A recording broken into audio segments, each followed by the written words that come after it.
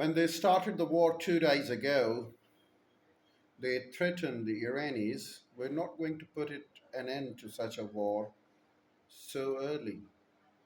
It will continue for days, for weeks, for months, who knows how long. And now what has happened? When Iran has resisted, only after 2 days, or should I say 2 days or within 2 days, American president has requested for the talks.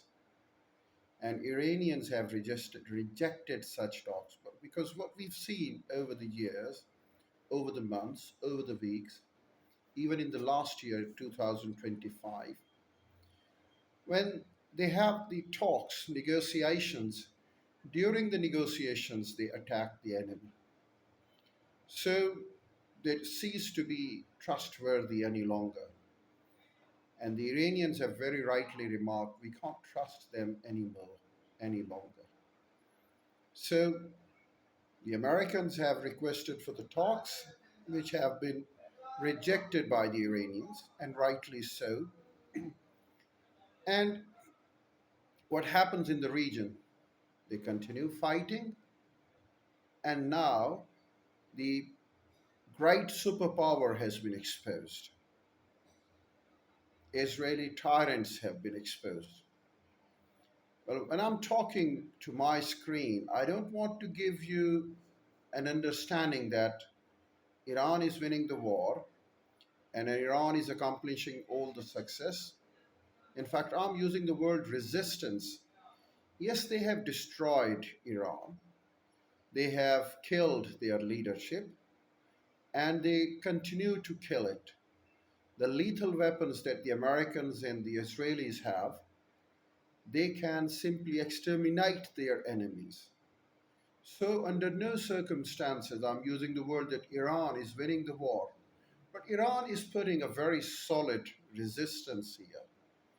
And this is something that has frustrated the Americans and the Israelis so much. There have been concerns shown by the Pentagon in USA.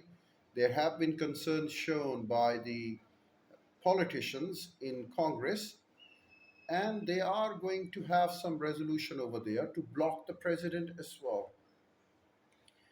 Well, the things are not in favor of the Americans and the Israelis.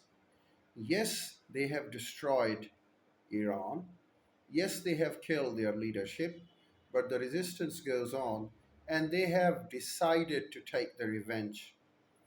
The lives have become very much difficult for all those living in Middle East, in different nations, different countries, and there are so many foreigners working there, and life has become very much difficult for them.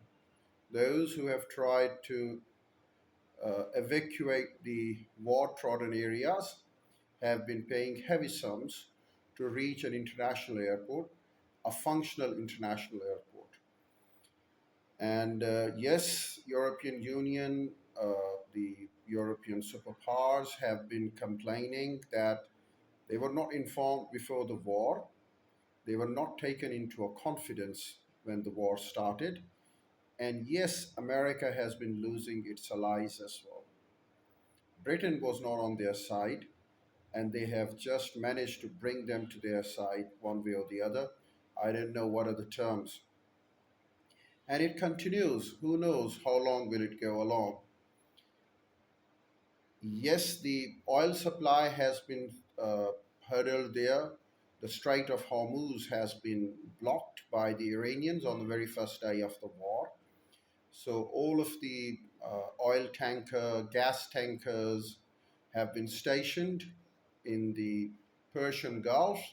They can't pass through the Strait of Hormuz, which is going to be a very difficult situation for the whole world, not just for the region, because the consumer of natural gas and crude oil are spread all over the world, and they are the affectees. Let's see what happens there. Well, it was not a wise decision to take such an action in Middle East, and it has made the lives very much difficult for so many people. Let's see what happens next. We are waiting for it. And in fact, we are praying for the welfare of the people.